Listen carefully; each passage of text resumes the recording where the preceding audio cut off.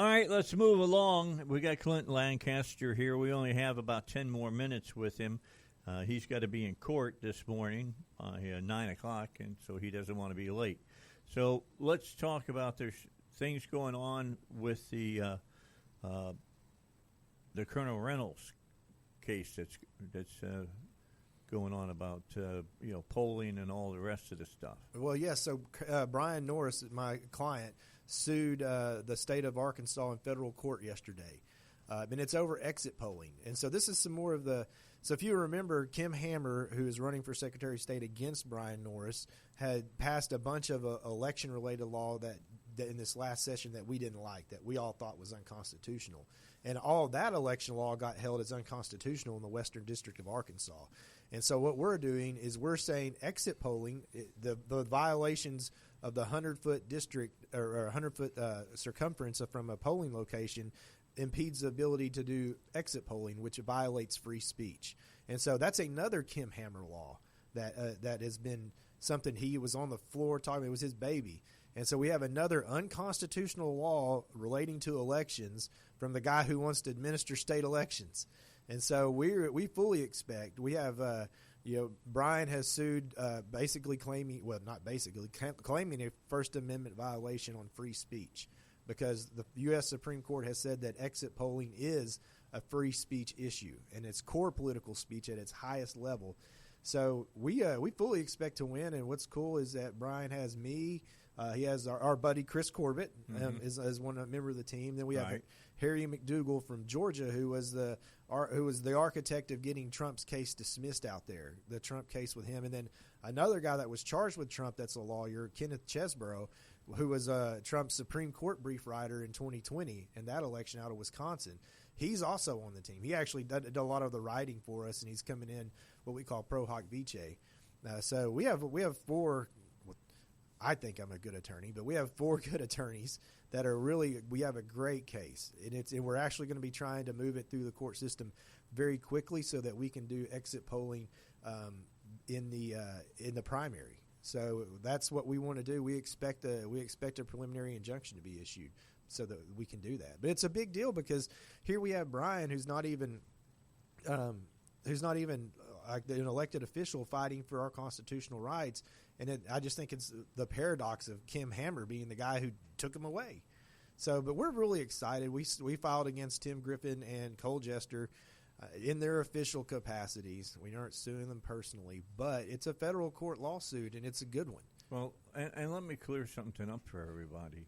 As far as exit polling goes and whether it's legal or not legal, we've got a couple of AG decisions on that from the past, both saying, and one of them being Tim Griffin, saying that it's legal. It's legal, but yet Tim Griffin's office turns around and causes two people to be charged for doing exit polling within the 100-foot limitation when the U.S. Supreme Court and the Eighth Circuit and all these other courts have already said that's not constitutional. You can't prevent that from happening. So you're feeling is that what you're going to take care of today in court? No, that was I'm dealing with something else. Dealing with a bail bond company that I represent. Okay. But this one was filed yesterday in federal court in Fayetteville. Okay. So Northwest Arkansas is always beautiful in the spring. So you want to go up there when the weather will be nice. I'm okay if it being snowy too, but I don't want it just to be cold and sunny. Yeah. That sounds like you want me to be in prison, put me somewhere where it's cold and sunny, and so as you can see, I'm still pretty tan from my time in Florida, but no, it's just we have our reasons for picking that place, and we feel that it provided the best opportunity for us to advance our case through the court system the quickest. So how long before we can expect to see that get before a judge? Probably within a month or two. Okay. So we're going to be... That's moving quickly, folks. Yes. So as we were talking about when how the Marines taught everything speed and intensity, that's been a hallmark of my legal practice for the last 13, 14 years, is I can move faster than a lot of other lawyers, and they get behind the power curve. Now, it's hard with Tim Griffin. He's got the largest law firm in Arkansas at the AG's office, right. And unlimited stuff. But, our team is pretty robust here, and it's looking good. We have some people who are very passionate about this, including myself. I mean, I don't like the government telling me what I can't say and what I can say and where I can say it. And I get it. I mean, this 100-foot thing was meant to stop people from approaching voters about to vote. Yeah, hassling people. Yes, and saying vote this way, but coming out and they've already voted, there's no real. I agree. Yeah, I mean, what's the deal here? That's not a big deal. You can, because they can say, yeah, I voted for Trump, or no, I didn't vote for Trump, or whomever it was. Or no, I don't want to tell you. Yeah, which is no big deal. Yeah, it's just information that is helpful for campaigns. When it also helps you judge whether your election is, if the results are going to be accurate, because if you have a certain sample of these how these people vote coming out of the exit polls, and it does not match up with how the results of the election came out, then you have some basis to go in and look closer at it.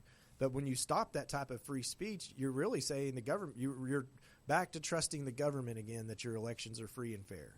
All right. Well, bottom line is, having elections watched in our country has been going on for a long time. Mm-hmm. I mean, if you go up and look at the history of Chicago, the history of New York City with Tweed and some of the other things that went on there, down in Louisiana, there have been problems in the electoral process, and it's something that we got to keep an eye on all the time. Yeah, I agree. I agree completely. All right, we want to take a break.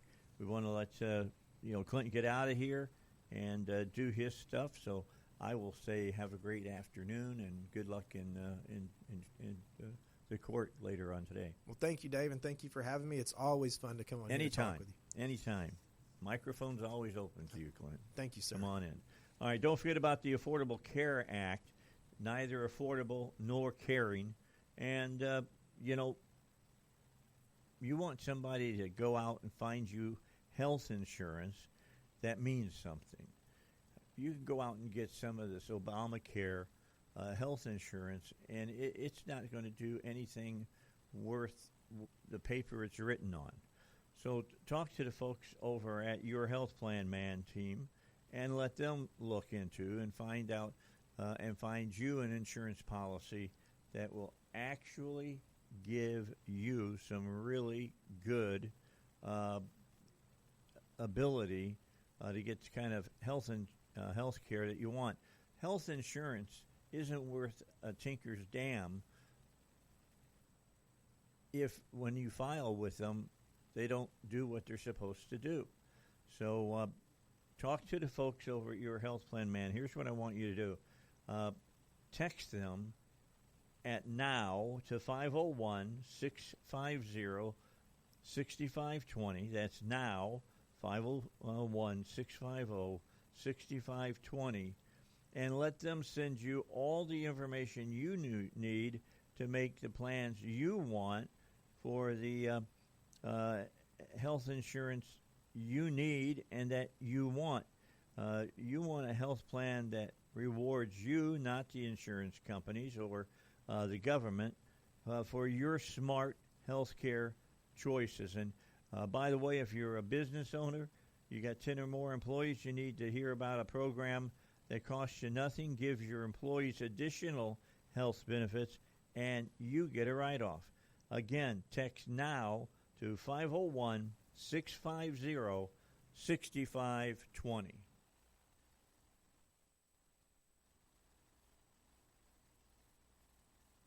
Let's get back to talking about what are some of the big news stories that are going on right now here in the United States. And let me pull up the stories that I had pulled today to talk about. And I can do that right now. Go here, go there, go everywhere.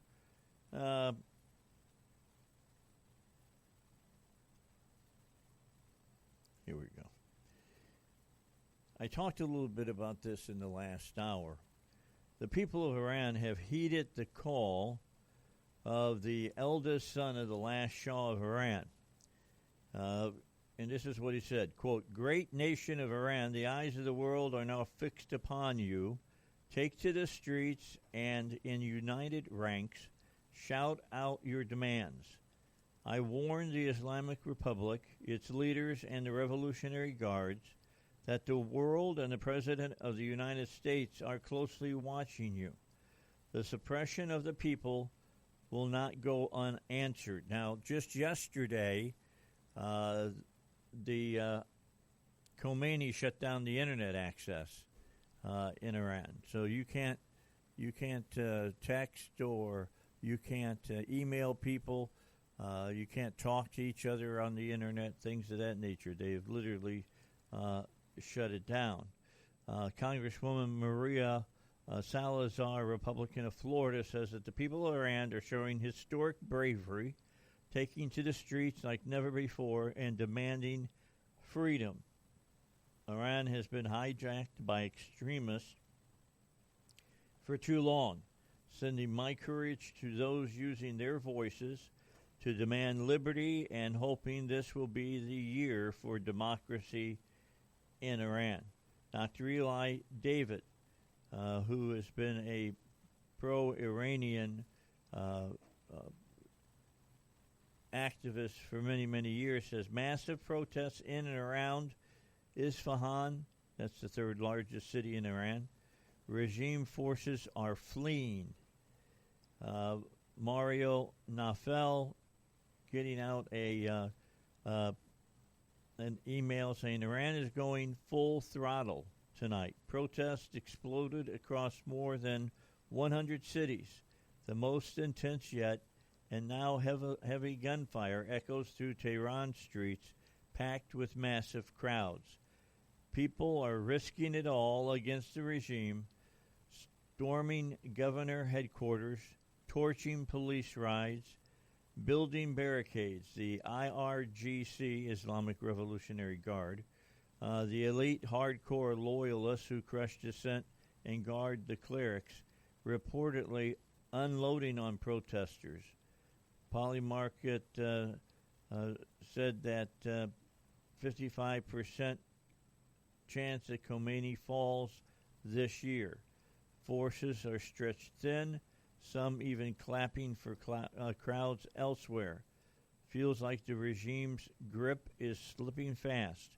The whole world is watching this one.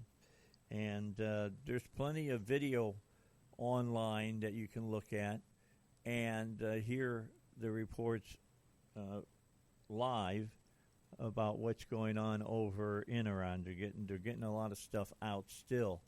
I know that Elon Musk has offered the use of Starlink to people over in Iran so that they can get back on the internet and can talk with the rest of the world about what's going on.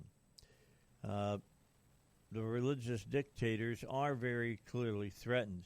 The Financial Times reporting Iran was almost completely cut off from the internet on Thursday, according to monitoring groups, as the Islamic Republic struggled to contain the most serious wave of protests in years. The son of the late Shah, millions of Iranians demanded their freedom tonight. In response, the regime in Iran has cut all lines of communication. It has shut down the internet. It has cut landlines. It may even attempt to jam satellite signals. I want to thank the leader of the free world, President Trump, for reiterating his promise to hold the regime to account. A report via Channel 14 in Israel said that Elon Musk has quietly enabled free Starlink access for protesters, according to people familiar with the matter. The move was implemented several days ago without a public announcement, with protest leaders informed privately. Israeli businessman Dr. Dubi Francis raised the issue at Musk's team after an inquiry from Deputy Minister Almog Cohen.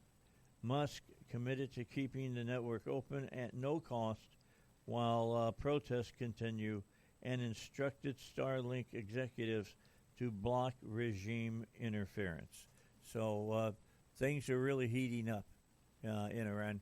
We can keep our fingers crossed and hope for the best on this. I don't know what is exactly going to happen. I don't want to see the Shah's son come in and take over. I'd much rather see a free election, and if he can win that and take over, that would be fine with me. I'd have no problem with it at all, as long as the people of Iran have a say in what's going on. The president, Donald Trump, was a guest of Hugh Hewitt of Salem Media. Hugh talked to the president, and he said that Michael Duran of the Hudson Institute says that the Iranian regime is failing. They have fuel shortages, electricity shortages, water shortages. Kareem Zedjapur, an Iranian America senior fellow at the Carnegie Endowment for International Peace, who's been on my show, is posting the videos of the spreading protest. Mark Dubowitz has a quote on that, says, if President Trump brings down the Islamic Republic of Iran, he will submit his place as the greatest foreign policy president since Reagan. I think it would actually be an amazing event. What about Iran? Is the aim with Iran the collapse of that awful 47-year tyranny? The president's response, quote, well, I don't want to say it, but I will tell you they're not doing well, as you know, probably better than anybody. They're doing very poorly, and I have let them know that if they start killing people, which they tend to do during their riots, they have lots of riots. If they do it, we're going to hit them very hard. The interview with the president is available. I'm seeing if I can get a copy of it so we can play it for you here on the Dave Elswick show. So you'll want to hear it. We got news coming up at the bottom of the hour. Then we'll come back and continue with our show here on 101, The Answer. All right, so we know about all the problems in Minneapolis, Minnesota. Well, they've spread to the West Coast. 2 were shot in Portland as Customs and Border Patrol officers sought to make traffic stops of Venezuelan Triagua gang members. This will no doubt be used to further escalate tensions. The Oregonian reports U.S. Customs and Border Patrol agents shot and wounded a man and a woman Thursday afternoon in a medical clinic parking lot near the Adventist Medical Center in southeast Portland. Authorities and witnesses said one was shot in the leg, the other in the chest, Portland police sources said. DHS at 2:19 Pacific Standard Time, U.S. Border Patrol agents were conducting a targeted vehicle stop in Portland. The passenger of the vehicle and target is a Venezuelan illegal alien affiliated with the transnational Trinidad prostitution ring and involved in a recent shooting in Portland. The vehicle's driver is believed to be a member of the vicious Venezuelan gang Trinidad. When agents identified themselves to the vehicle occupants, the driver weaponized his vehicle, attempted to run over the law enforcement agents. Fearing for his life and safety, an agent fired a defensive shot. The driver drove off with the passenger, fleeing the scene. This situation is evolving, and more information will be forthcoming. So I don't know why we have gone to this position. They're going after people that are here illegally. A lot of the illegals that they're arresting right now are child predators and detestable people, and the Democrats are getting behind them. They're supporting child molesters and wife beaters and people that are having sex with their daughters and things of that nature.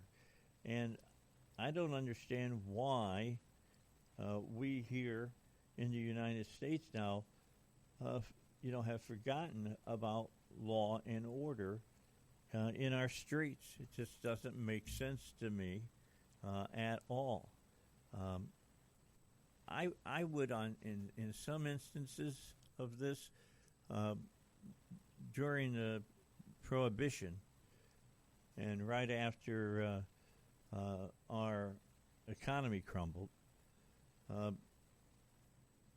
we had people that were robbing banks and things of that nature, and people would take care of those criminals because they were going after banks that were foreclosing on people's homes and things of that nature. When those things stopped, the public turned against the gangsters. It's time for the public to turn against the people that are trying to run down people that are in our ICE groups. All right, let's take a break. We'll be back with more. It's 8:30. All right, back with you here on the show. It is a Friday edition of the Dave Elswick Show. Hugh Hewitt from Salem Media, who I belong to here at this radio station, sat down with the president and did about a 20-minute interview with him, and we're going to play that back for you so you can listen to it right now. Here, Mr. Trump, good to have you back. Well, thank you very much, Hugh. Thank you very much. I don't want to waste your time, so I'm going to dive right in and begin with Iran. Michael Duran of the Hudson Institute says the regime there is failing. They have fuel shortages, electricity shortages, water shortage. Kareem Sajaport Carnegie is posting the videos of the spreading protests.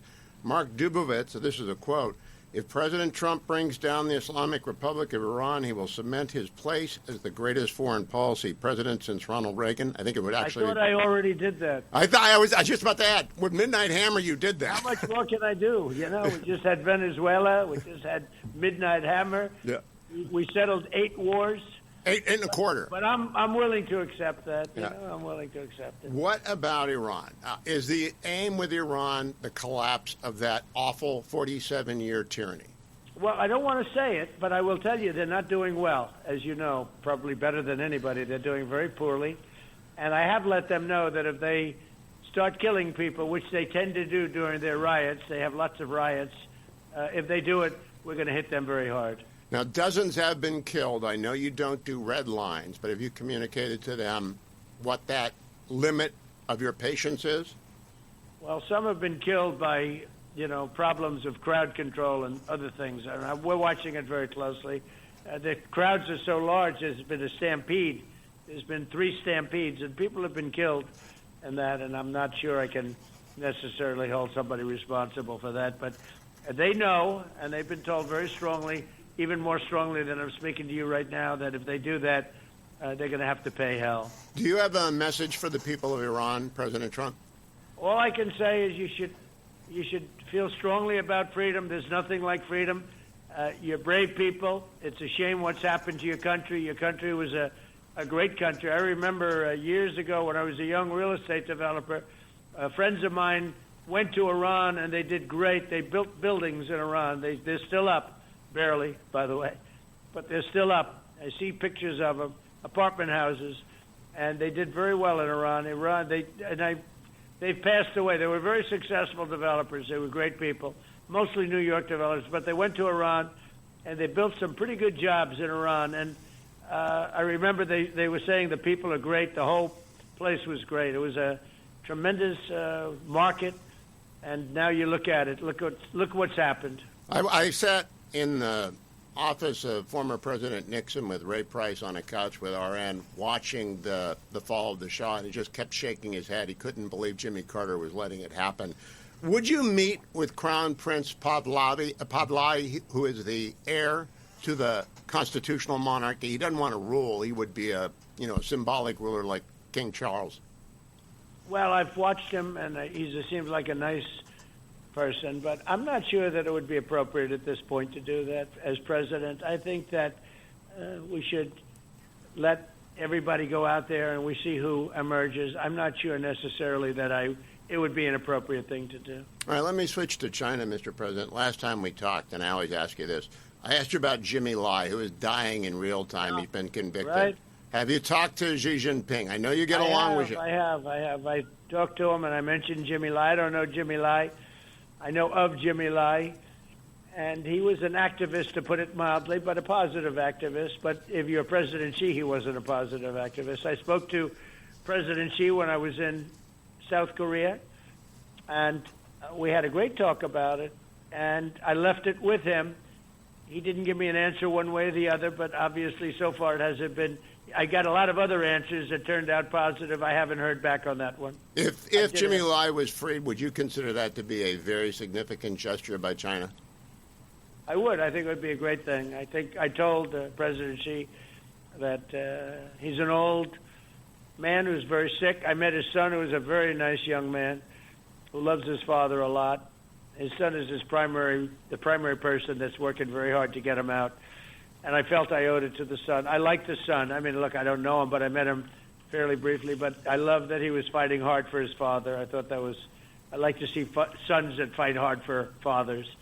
And he was certainly doing that. And I mentioned it during my meeting, early on in my meeting, as a list of things that I'd like to talk about. But we have not heard back on that one. All right. Let me turn to Cuba, Mr. President. For 67 years, that police state dictatorship has sucked the lifeblood out of the people of that island. Is it time to increase the pressure there, maybe even quarantine it as you have Venezuela? Well, I don't think you can have much more pressure other than going in and blasting the hell out of the place. Look, their whole lifeblood, their whole life was Venezuela. They got their oil, they got their money from Venezuela. And as you know, when our great soldiers went in, we had nobody killed. They lost many Cuban fighters during that battle, many. Amazing job that the American soldiers did, led by a man who happens to be sitting right next to me, General Kane. What a job he did, and Pete Hegseth did, and the whole group. What a job they all did. It's amazing, actually. John Ratcliffe is walking in. Marco Rubio is walking in. We have a whole group of people here. They're all fans of yours. They're not walking in to listen to this call. They just happen to be walking in for the next meeting. I got a little advice for you, Mr. President. Don't play golf and give strokes to Director Ratcliffe. Don't do that. Don't give him any strokes. He's a good golfer, and he's a very good guy, too. But back to Cuba. Miguel Diaz-Canel, do you think he could fall like Khomeini in Iran might fall? Yeah, I think that Cuba is hanging by a thread. Cuba's in big trouble. Look, Cuba got all of its money for protecting. They were like a protector. They're tough, strong people. They're great people. Marco has a little Cuban blood in him. I think Marco's not doing a bad job, right? What do you think? Can I ask you one question? Sure. How is Marco Rubio doing? Is the equal of any Secretary of State of my lifetime, and I'm glad he's not taking the Dolphins job. He should work for the Browns if he leaves your administration. That's very good. All right. Where he goes will be successful. But no, I think that Cuba is really in a lot of trouble. But, people have been saying that for many years, in all fairness, about Cuba. Cuba's been in trouble for the last 25 years, and, they haven't quite gone down. But I think they're pretty close of their own volition. All right, so I want to try and define the Trump doctrine, Mr. President. I've been trying to do it on the air. It's down to this. Don't kill or threaten Americans or our property or American security in general, or we will hit you very, very hard. Is that succinct? And included in there is don't send drugs and don't send things that are going to kill our people. But you can sort of make the statement that you've indirectly said that. But it's a pretty direct statement. Don't send drugs into our country. All right. It's a great doctrine. Now, the next question. I'm a Salem host, a Fox contributor, so this is a bit unusual. Brett Baer does the best interviews with you. I'm exempting myself from consideration. But I think you ought to give Tony Dokapol a chance over at CBS to see if they've really changed their ways. Is that on the agenda? Well, it hasn't been on the agenda, but if you recommend it, I would do it. I have a lot of respect for you, as you know, and I think you're doing a great job, and you've done a great job. You went a little bit liberal on us for a while when you were at NBC. I couldn't believe you sitting on NBC trying to answer questions that you didn't believe in. You only gave them partial answers. You were never fully there, but you couldn't get out fast enough. It was fun to watch. I'm happy with Salem and Fox. I hear good things about Tony, and I can tell you that David Ellison is a fantastic guy, and his father, Larry, is one of the greats. Been good friends of mine, both of them. But David's doing a fantastic job, and they feel very strongly about Tony. Yeah, I don't want Barry Weiss and Tony to overtake Fox and Salem, but I would like you to give him a shot to see if he's got the chops well, to if do it's this. important to you, I do it. No, I hear good things about Tony. Now, you gave 2 hours to the New York Times yesterday. I appreciate you're the most accessible president to the media in history, actually. But I would like to see you sit down with Matt Continetti, Guy Benson, Spencer Brown, Mary Catherine Ham, the Mandels, Philip Wegeman, all of our superstar youngsters. People who are under 40, 45. Is that on the agenda sometime to sit down with our people? It would be. I mean, they have to ask, and it would be. I certainly like all the names that you mentioned. And I will say that I think the Times treated me pretty fairly yesterday. Oh, interesting. Shocking. I haven't read it yet. The transcript isn't out, so I'm waiting for the... shocking. It's a little hard not to. We have the greatest potential economy in history. We have $18 trillion coming in. The record is $3 trillion, and that was from many, many years ago. We have something that just took place with Venezuela that everybody considers one of the most brilliant attacks they've ever seen. And, you know, we lost no people in the middle of a fort. Don't forget, that house was built in the middle of a fort with thousands of soldiers. They lost quite a few people, I hate to say it. And yeah, I talked to an active duty naval officer yesterday who's very jealous that they were not there because it was such an extraordinary mission. Our military is amazing. But you know what? We had an extraordinary attack a few months ago in a place called Iran. We knocked out the Iran nuclear threat, and it was obliterated. And we also took out Soleimani, and we took out al-Baghdadi. So we've had some good attacks. So far, we haven't had the Afghanistan disaster that was the lowest point, I think, in the history of our country, Biden. But if you look also, the Jimmy Carter disaster, that was a disaster with the hostages. And, you know, when we were every Democratic president is a disaster. 152 planes, I said, I hope it's not a Jimmy Carter deal. No. All right, let's take a break. Clinton, We'll take Obama. a break right here. We got to play a couple of paid commercials. Then we'll come back and finish up this interview that the president did with the Salem media.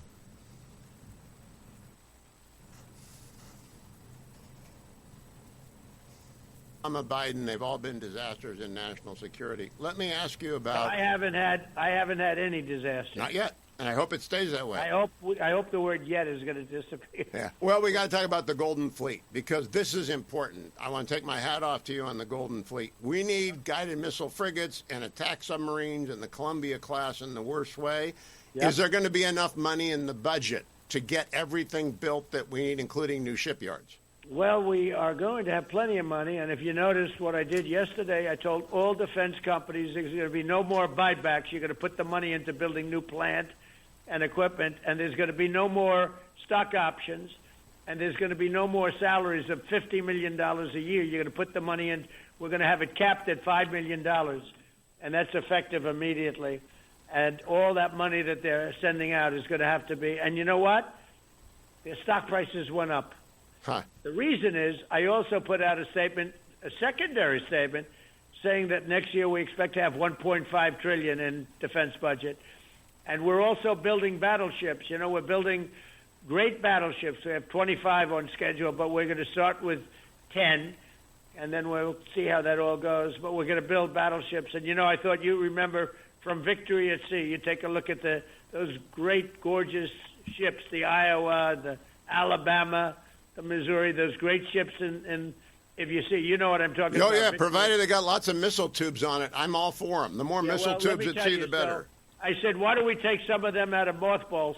The new ships will be 100 times more powerful than those battleships that we so admire. Now, I know you're upping the construction at Philadelphia shipyard and enhancing its capacity. And numerous others. Yeah, I was wondering, are you going to build new ones? Back into the shipbuilding business. That is great. That's the best news. Do people understand how important that is to the economy, Well, do you I think they know, but the Philadelphia yard is one of the yards that's going to be opened up, and we have numerous yards that are opened up. Some of those yards have been built up by housing projects, you know. They're all on the water, so they tended to be in nicer locations. But we have many yards opening up, and we're going to be very much back in the shipbuilding business. And in some cases, we're partnering with South Korea and others initially because we have to get – you know, we used to make almost a ship a day during World War II. And then we just totally got out of that business stupidly, but we're back in the shipbuilding business. We have to be. All right, now I want to switch to one of my other favorite topics with you, Mr. President, the Supreme Court. I know you don't expect a retirement in the spring, but if one happens, you've appointed 60 appeals court judges. Would you expect to take either a runner-up from last time like Judge Kethledge or one of your appointees? Judge Rao is 53 on the D.C. Circuit. Judge Rushing on the 4th is 43. Judge Strauss on the 8th is 51. Amul Thapar is 56. Don Willett's 60. Then you got Senator Cruz who's 55. And you got District Court Judge Eileen Cannon. I think she did a good job in the Florida case. She's Not 45. A good job. She did a great job. She's a great judge. Yes, she did, and she came to the right constitutional conclusion about the illegality of the appointment. Highly respected. Yeah. So those are all great names. Every one of those names is a great name. Now, Ted Cruz, the nice part about him is we'd get a 100% approval. Every Democrat would vote yes, and every Republican would vote yes, because they would love to get him the hell out of the Senate, all of them. So that he's the only one that would be a guaranteed confirmation, and he's a smart guy. He's a good guy, and I say that jokingly, but I always say Ted would get a 100% approval. The Democrats want him out, the Republicans want him out, and he'd do great, and he's smart. But all of the names that you mentioned are great names, every one of them. I know them all. Who is advising you on judges this term, as Leonard is not and the Federalist Society is not? Well, I'm using some people, actually, that you know. I'd rather tell you on a personal basis, right.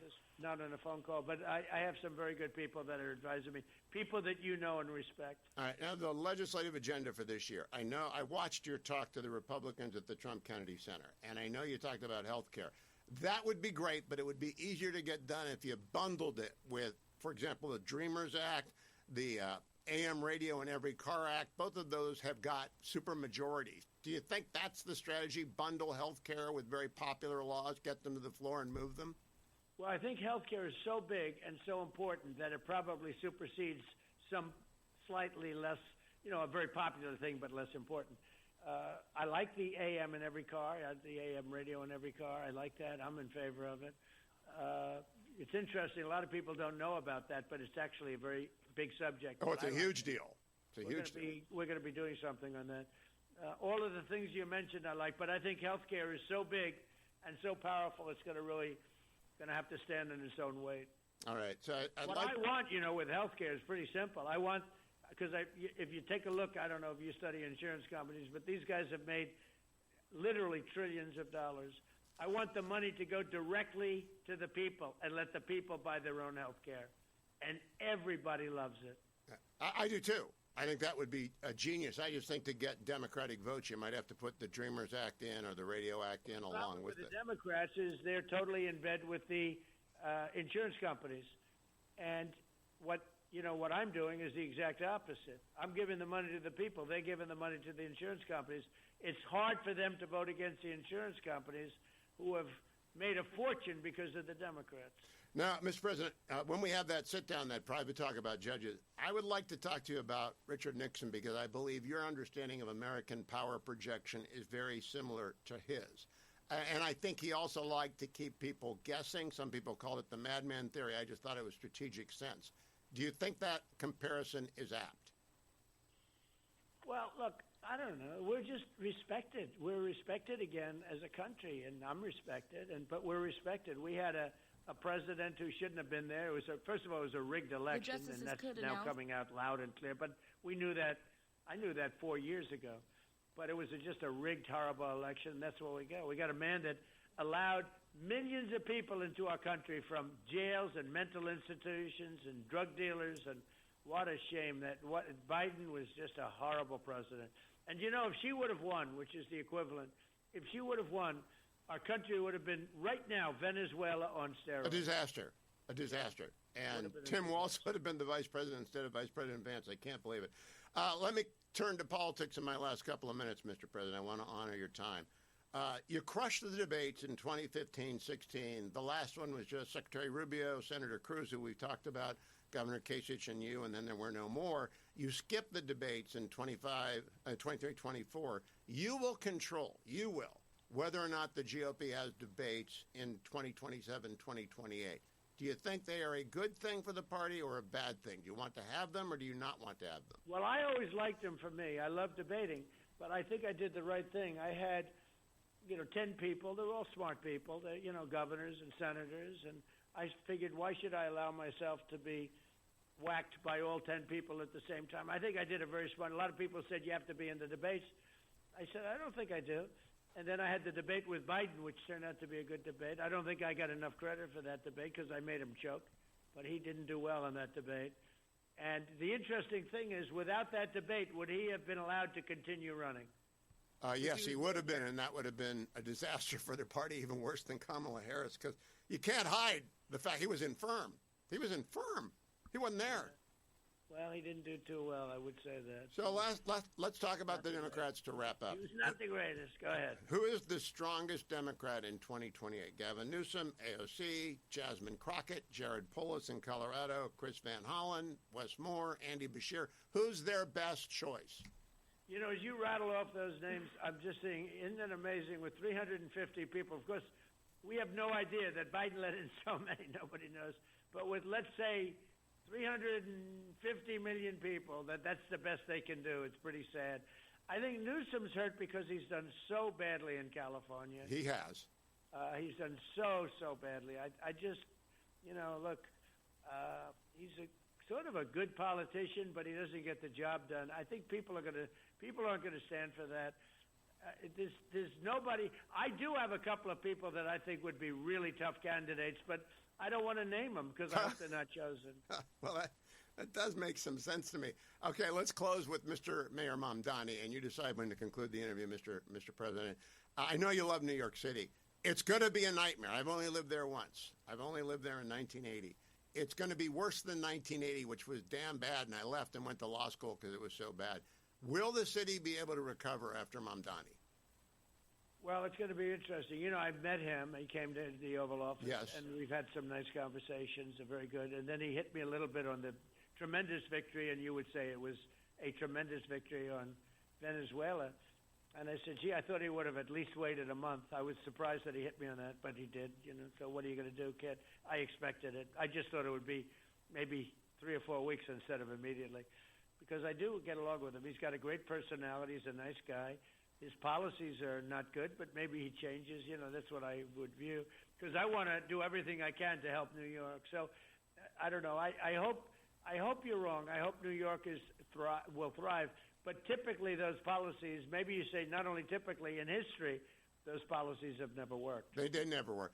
The last thing I'll say to you, Mr. President, Golden Dome is the most important legacy you're going to leave if it gets built. I've read some studies that say Ravenna, Ohio, is where the hub ought to be for Space Force to control that because of the polar ice cap. Have you decided where the central location of Golden Dome will be yet? No, but I love Ohio, I can tell you that, and I've won Ohio big every single time. And everybody I've endorsed from Ohio has won, and it's been great. But I've heard that's one of the places very much being considered. All right, Mr. President, thank you for the time. I appreciate it. Come back again soon, and I look forward to talking to you again. Congratulations on a great first year in your second term. Thank you very much. You take care of yourself. Thank you.